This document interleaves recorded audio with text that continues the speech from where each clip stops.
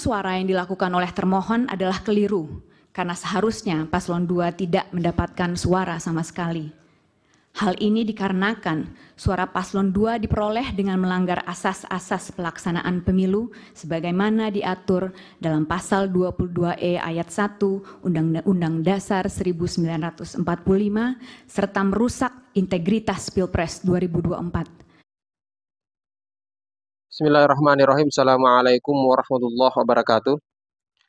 Sahabat-sahabat arah juang dimanapun kalian berada. Alhamdulillah kita kembali berjumpa, kita kembali dipertemukan sahabat-sahabat sekalian. Tentu dalam kondisi semoga kita semua dalam keadaan baik-baik saja, diberikan kesehatan, dilancarkan segala urusan. Sudah kita saksikan sendiri, saya pikir teman-teman, sahabat-sahabat sudah melihat sendiri beberapa media-media besar meliput proses sidang yang berlangsung tanggal 27 Maret ya. Yang berlangsung dan kemudian muncul beberapa hal-hal yang kemudian viral didiskusikan di mana-mana, baik itu di sosial media TikTok misalnya, bahkan di YouTube, bahkan media-media besar juga mendiskusikan ini.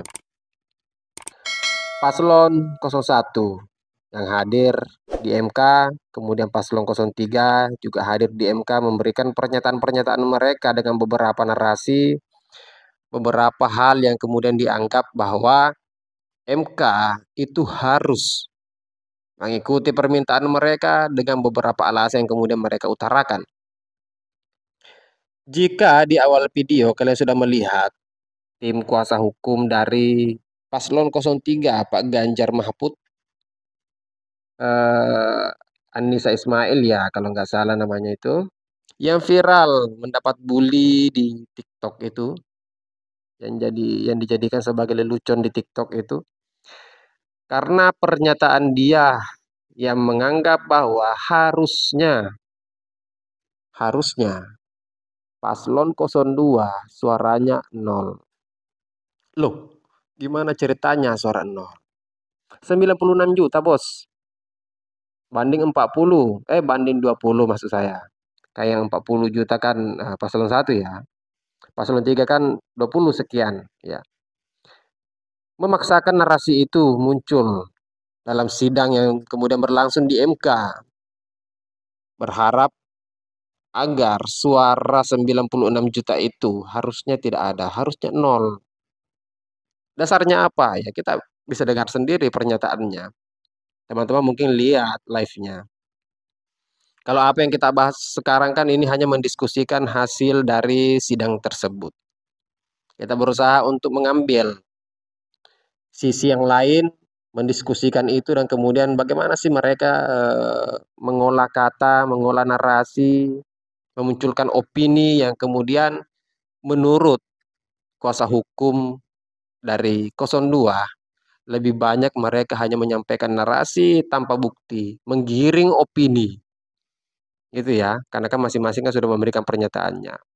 Pak Anies bicara panjang lebar, kurang lebih 10 menit ya, diberikan waktu. Begitu juga dengan paslon 3. Nah, di sini saya ingin memperdengarkan sahabat-sahabat sekalian, ya, pernyataan atau sanggahan mungkin ya. Ini sanggahan yang berasal dari Bang Yusril, sangat tegas dan kemudian memberikan apa ya, meyakinkan kepada seluruh pendukung 02 untuk tidak usah khawatir. Ini hal sepele dan kemudian mereka hanya memberikan narasi-narasi, opini-opini yang kemudian tidak berdasar. Ya, tidak bisa dibuktikan. Bayangkan narasi persoalan 02 harusnya suaranya 0 karena dianggap suara yang mereka dapatkan atau 02 dapatkan itu berasal dari sedemikian banyak pelanggaran-pelanggaran yang terjadi. Yang pada akhirnya apa? Merusak marwah demokrasi katanya dia. Karena kan ketua KPU hadir kan di situ. Si Anissa ini, kuasa hukum dari paslon 3 ini mengatakan bahwa KPU itu salah dalam perekapan, dalam penghitungan. Loh, lalu bagaimana dengan kita yang jadi petugas yang bekerja dari pagi ketemu pagi, teman-teman mungkin menyaksikan video ini dan kalian adalah penyelenggara, baik itu di tingkat KPPS, PPS, bahkan mungkin PPK atau mungkin komisioner KPU kabupaten kota, kalian merasakan itu. Bagaimana kita tidak tidur, kemudian kita berjuang, ya, mulai dari apa namanya, pemungutan suara sampai penghitungan, itu kita berjuang. Dan itu bukan pekerjaan yang mudah. Tiba-tiba ada seorang perempuan yang kemudian menjadi kuasa hukum paslon 3 dengan enteng mengatakan bahwa KPU salah. Loh, ini yang saya pikir agak lucu saja ya di persidangan itu, yang mungkin banyak orang yang mentertawakan itu. Saya tidak tahu apakah Anissa ini sudah buka TikToknya atau tidak. Kita dengarkan dulu pernyataan dari eh, paslon 2, Bang Yusril ya. Kita dengarkan dulu pernyataan dari Bang Yusril. Setelah itu kita diskusikan lagi. Sepintas kami dapat mengatakan bahwa permohonan ini sebenarnya lebih banyak narasi seperti yang awal tadi, dan sedikit sekali bukti-bukti yang dikemukakan, dan sifatnya itu adalah kualitatif. Yang ujung-ujungnya adalah meminta supaya memohon kepada Mahkamah Konstitusi supaya mendiskualifikasi pasangan calon nomor urut 2. Dalam hal ini adalah pihak yang memberikan kuasa hukum kepada kami, Pak Prabowo Subianto dan Pak Gibran Rakabuming Raka, dan kemudian mereka menghendaki supaya dilakukan pemungutan suara ulang tanpa mengikut sertakan Pak Prabowo dan Pak Gibran, lalu hanya Pak Ganjar Pak Mahfud berhadapan dengan Pak Anies dan Pak Mohaimin Iskandar. Dalam sejarah pemilu kita maupun peraturan perundang-undangan kita belum pernah ada dan tidak ada aturannya bahwa pemilihan presiden dan wakil presiden itu dapat dilakukan pemungutan suara ulang secara menyeluruh. Ya. Dan kami menolak anggapan bahwa Mahkamah Konstitusi menyamakan pilkada dengan pemilihan umum presiden dan wakil presiden. Yang terjadi sebenarnya adalah bahwa Mahkamah Konstitusi menyatakan pilkada itu bukan rejim pemilu, dan Mahkamah Konstitusi hanya mengadili perkara-perkara itu untuk sementara sampai tiba saatnya nanti pemerintah dan DPR membentuk undang-undang yang membentuk pengadilan yang akan menangani perkara-perkara pilkada. Contoh-contoh yang disebutkan dalam permohonan tadi bahwa MK pernah mendiskualifikasi itu, mendiskualifikasi ini, seluruhnya diskualifikasi terhadap pilkada.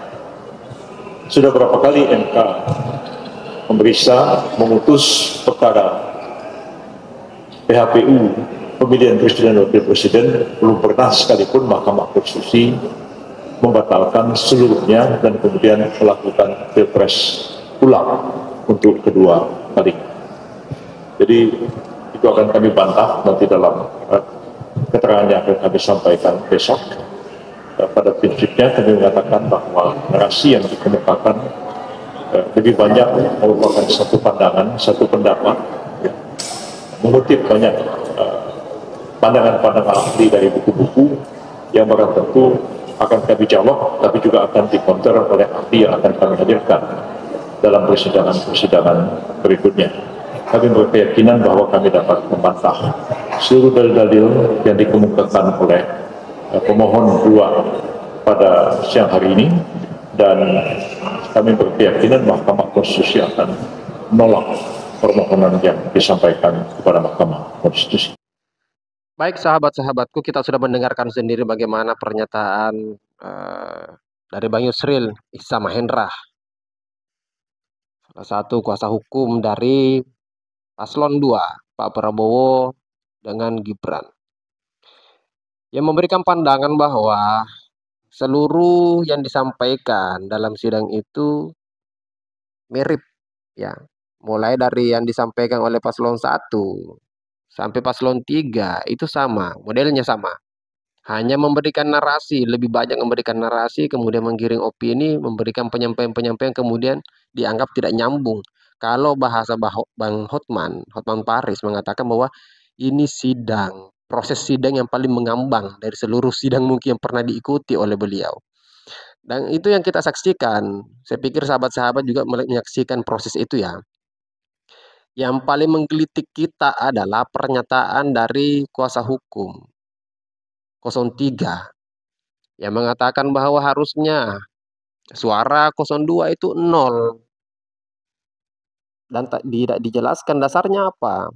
Jika mungkin dikatakan bahwa ada beberapa pelanggaran di sekian banyak TPS ya. Mungkin ada beberapa TPS yang melakukan pelanggaran itu. Tapi jangan lupa bahwa KPU ketika mendeteksi itu dan kemudian dikonfirmasi oleh Bawaslu, itu akan dilakukan penghitungan suara ulang atau mungkin diadakan pencoblosan ulang atau PSU. Akan diadakan PSU itu jika dikonfirmasi oleh Bawaslu bahwa terdapat sekian pelanggaran mungkin yang tidak bisa ditoleransi di TPS tertentu, dan itu harus dikeluarkan rekomendasi untuk pelaksanaan PSU itu. Itu yang saya pahami ya. Tapi kan ini beda lagi. Ini sidang di MK dan kemudian sengketa seperti ini harusnya orang-orang yang kemudian berpengalaman di bidang hukum ini bisa memberikan kesimpulannya. Apakah pernyataan-pernyataan yang kemudian disampaikan di forum sidang MK itu adalah berbobot atau tidak? Kalau dari pandangan seorang Bang Hotman, sangat tidak berbobot. Hanya penggiringan opini, hanya banyak memberikan narasi dan kemudian sangat sedikit memberikan bukti. Dan itu yang kita lihat sendiri ya, sahabat-sahabat sekalian. Dan kita nantikan karena jadwal untuk memberikan sanggahan atau menjawab segala bentuk pernyataan dari paslon 3 itu jadwalnya besok hari Kamis tanggal 28, dan kita nantikan bagaimana prosesnya. Ya, kita sih berharap siapapun yang kemudian menjadi pemenang dalam kontestasi ini, walaupun KPU secara terang-terangan dan secara resmi telah mengumumkan siapa pemenang dari Pilpres kali ini, tapi ya mau bagaimana lagi, ada sengketa di MK dan ini adalah sebuah prosedur yang harus dilewati oleh semua pasangan calon. Agar apa? Agar ke depan tidak ada lagi pertanyaan, tidak ada lagi kekhawatiran dan lain sebagainya. Saya pikir itu sahabat-sahabat sekalian. Kita ketemu di video selanjutnya. Ya, silakan berkomentar, silakan berikan pandangannya di kolom komentar. Kita ketemu di video selanjutnya. Akhir kata, wallahul muwaffiq ila aqwamit thariq. Assalamualaikum warahmatullahi wabarakatuh.